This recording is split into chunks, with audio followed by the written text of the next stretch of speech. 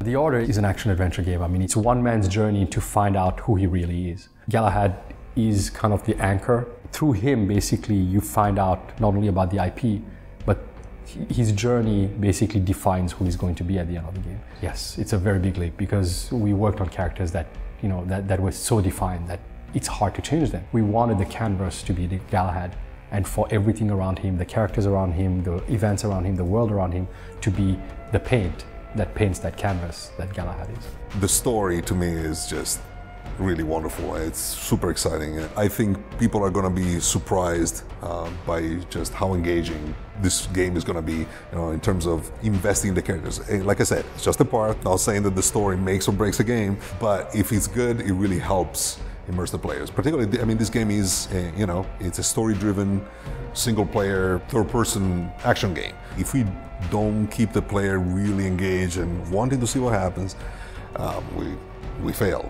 The game itself is a mix of all these moments that basically take you on a ride between adventure, suspense, and horror that builds a little bit of a new taste, you know, in what a game could be. 1886 happens, of course, in 1886 after the Industrial Revolution. Humanity has been fighting this war that's been going on for more than a millennia against half-breeds, and that is kind of where the Round Table comes into play. They come into play because they want to find a way to stop this war. There is a lot of backstory. The reason why actually there is a lot of backstory is because we need to make sense of it.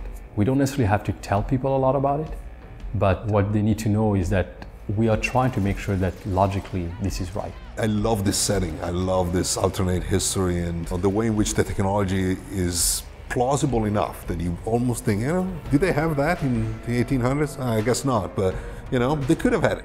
So is the year 1886 and that setting in London, is that central to the IP, do you think? The year itself, yes, because what is happening actually in 1886 is kind of a sequence of events that gives humanity the advantage in that war, and that advantage is the Industrial Revolution. In our world, the Industrial Revolution comes as a reaction to the war. They've harnessed a lot of the power that they've gotten from this technology, and now they've taken the advantage over the half-breeds. So the odds of seeing the Order 1986 is right out? I wouldn't say no. Okay. I would say no, because the thing is that there is a very common thread to every single story that I've written thus far and every idea that have gone into the IP, and it's not set in a very specific timeline. It's the struggle that's more important than the year. So the struggle is something that always will exist because just like in our real world, struggles never end. They just change. Sometimes we lose track of the stuff that we're doing because we look at it so much, and it's always wonderful when we get somebody else to take a look and they go, you know, wow. People didn't believe that your trailer was in-game. Yeah, no, it was totally in-game. Yeah, it was completely in-game, all in-engine. We have, you know, they're all game assets. That's the real stuff. In fact, it's relatively early stuff.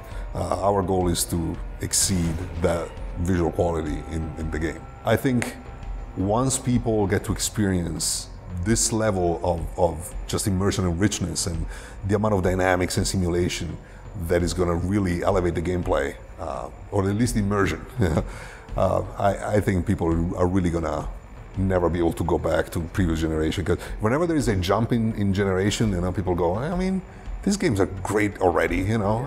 It's not going to be that much of a difference. I think it's going to be a huge difference. And just give it a little time.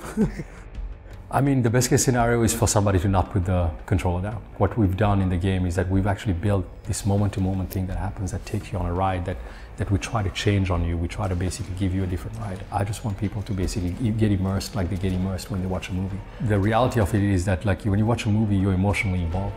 And in games, there are only a few games that have been able to, like, really pull that out of people. What we want is that out of people, is that they do start caring. They do start caring because some of those characters kind of reflect them, you know, the way they are, and they're going to find similarities between all those people. I think that's what we want ultimately. It's like, it's connection. We want people to just connect, not put it down, and just play it through and just go on just get entertained and go on a ride, basically.